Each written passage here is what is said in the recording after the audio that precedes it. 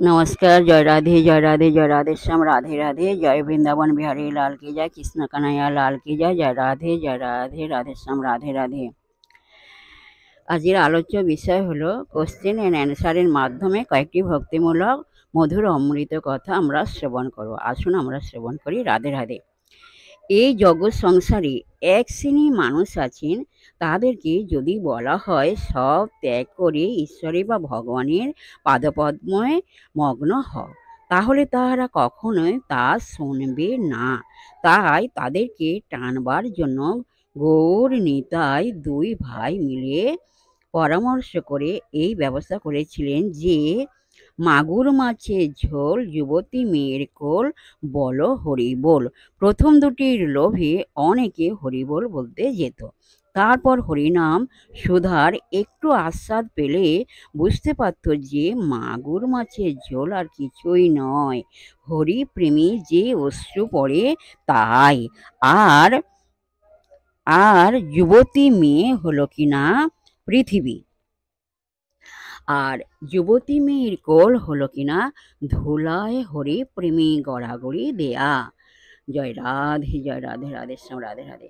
নিত্যানন্দ প্রভু যেন তেন উপায়ে কোনো রকমে হরিনাম করিয়ে নিতেন। আর শ্রী শ্রী চৈতন্য মহাপ্রভু বলেছিলেন, ঈশ্বরে বা ভগবানের নামের বিশাল মাহাত্ম্য আছে।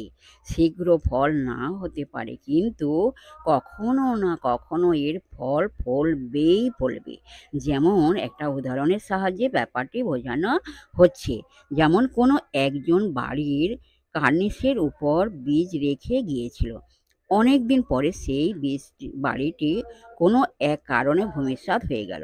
তখন দেখা গেল সেই বীজ মাটিতে পড়ে গাছও হলো, কিছুদিন পরে গাছে ফলও হলো।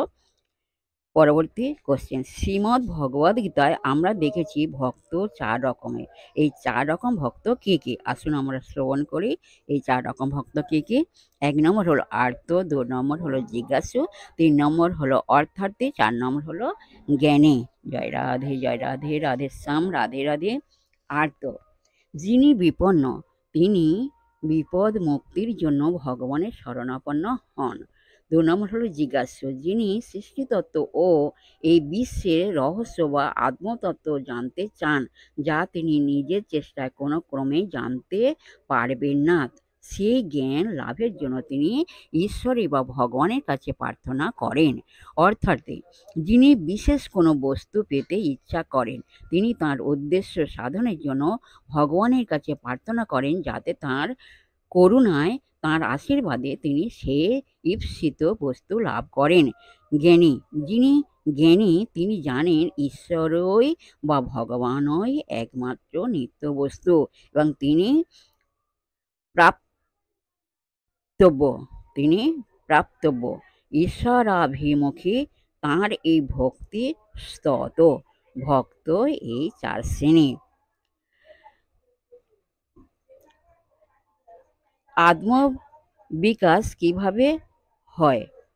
পরবর্তী কোশ্চেন, আত্মবিকাশ কিভাবে হয়? এর উত্তর হলো বুদ্ধির দ্বারাই আত্মবিকাশ হয়।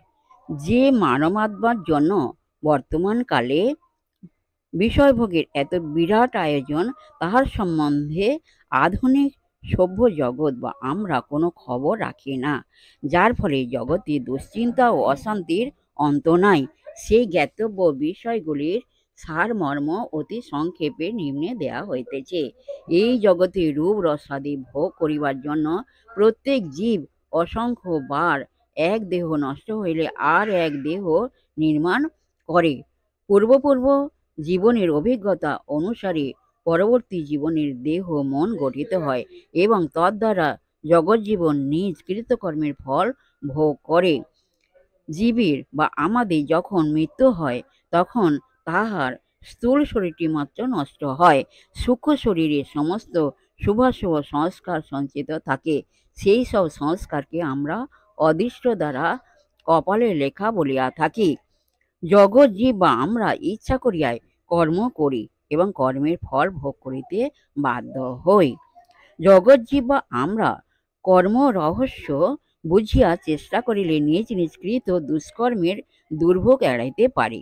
মোট কথা হলো শারীরিক ও মানসিক কর্মের ফলাফল বিষয়ে স্পষ্ট ধারণা এবং আত্মহিতকর কর্ম ও চিন্তায় অভ্যস্ত হয় শিক্ষার উদ্দেশ্য এবং উভয় বুদ্ধির পরিচায়ক। ব্রহ্মবৈবর্ত পুরাণে দেখা যায়, এখানে ব্রহ্মবৈবর্ত পুরাণে কি দেখা যায় তাহা আমরা এখন শ্রবণ করিব।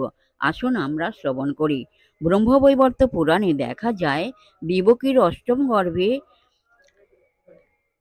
জাতা বলে রটিতা এই কন্যাকে বিনাশ করতে গেলে দৈববাণী হয় যে কংসের ভাবী হন্তা পুরুষ অন্যত্র জন্মগ্রহণ করেছেন। এই কথা শুনে এবং বসুদেবের অনুনয়ের ফলে কংস এই কন্যা হননে বিরত হন।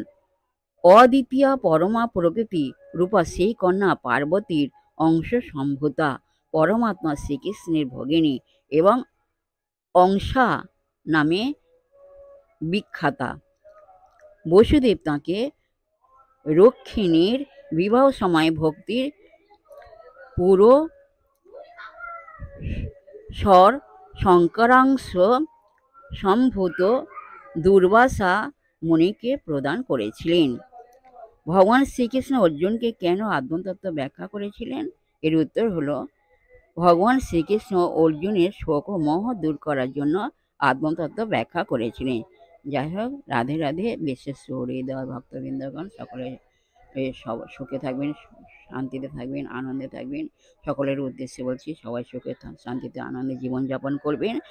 আর মুখকে মলিন করে থাকবেন না, এক সেকেন্ড ও নিরানন্দে থাকবেন না, সদা সর্বদাই আনন্দে থাকবেন, সুখে শান্তিতে থাকবেন। আর নিজ নিজ পিতামাতাকে ভালোবাসবেন, তাদের যেন চোখের জলে কাটাতে হয় না। আসুন আমরা মান অভিমানে পর্ব শেষ করে মনকে কাদা তালের মতো নরম করে, শিশুর মতো সরল করে, আর মনের মধ্যে অহংকার ত্যাগ করে আসুন আমরা একটু রাধা নাম কীর্তন করে নিই। জয় রাধে, জয় রাধে, রাধেশ্যাম রাধে রাধে, রাধে রাধে, রাধে রাধে। জয় বৃন্দাবন বিহারী লাল কি জয়, জয় রাধে, জয় রাধে।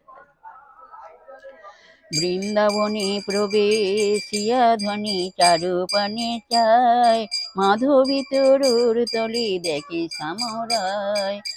রাধে রাধে, রাধে রাধে, রাধে রাধে, রাধে রাধে, রাধে রাধে, রাধে রাধে। বৃন্দাবনে প্রবেশিয়া ধ্বনি চারুপানে চায়, মাধবী তরুর তলে দেখি সামরায়। রাধা রাধা, রাধা রাধা বল গো সবাই, রাধা রাধা, রাধা রাধা বল গো সবাই।